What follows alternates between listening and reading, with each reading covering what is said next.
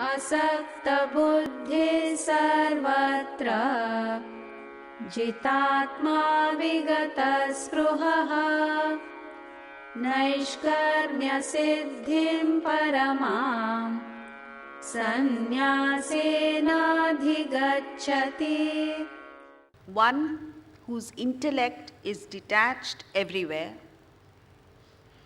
who has subdued oneself, is free from desire, such a one attains the supreme perfection of freedom from action by renunciation. Now this verse talks about, see, you might wonder, everything about me is imperfect. My body is imperfect, my mind is imperfect, my actions are imperfect. Yet, how can an imperfect entity reach perfection through action? So, what he is saying is, the importance of the impact that an action has when performed by an imperfect mind and intellect through an imperfect body, but performed with dedication, can get you to perfection. So, you don't need to be superbly talented. You don't need to have outstanding emotions. You don't need to be having a high IQ. All you need is the motivation to function, to get to the state of perfection. So, what does perfection entail? What do we need to cultivate in order to get to that state of perfection? First of all, asakta buddhi, detached intellect. Problem with us is, wherever we go, whatever we do, we get attached. Right? If you meet the same person for 5 days, you travel in a train and you meet the same person for 5 days, before long you'll be exchanging horoscopes with that person. Attachment. Now what happens when you get attached is that it causes distortion in your thinking. The intellect is no longer free to think clearly.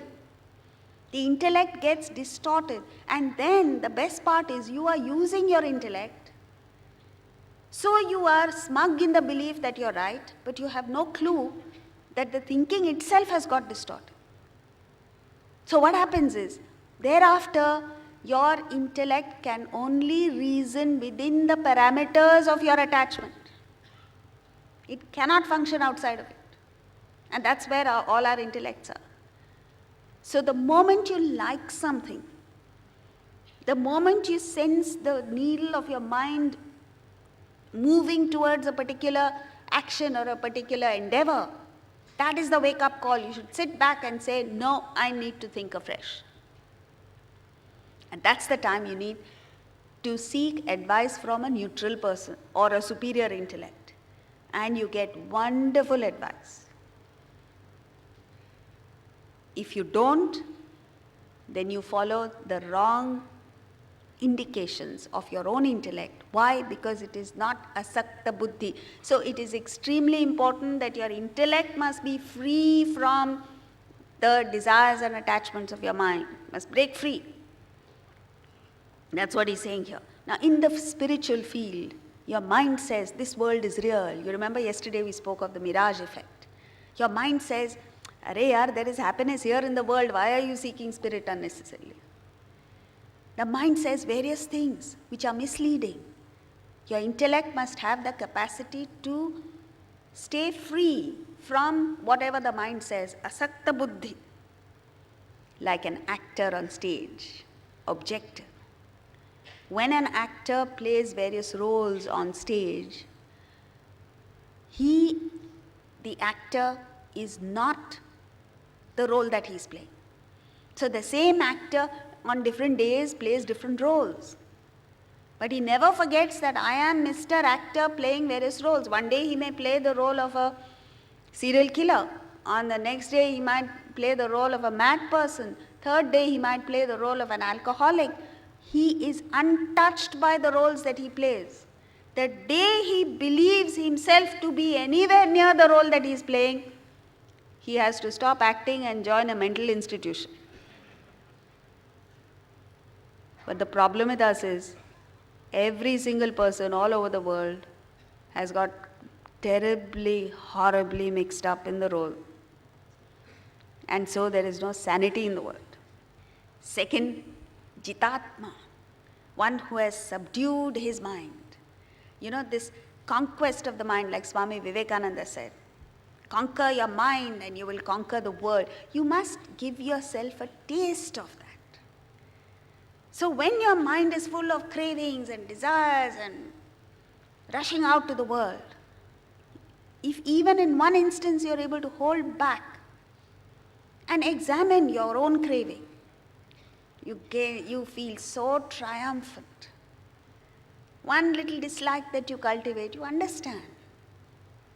One little desire that you get, suddenly the desire, when a desire gets into your system, it's like a virus entering your system.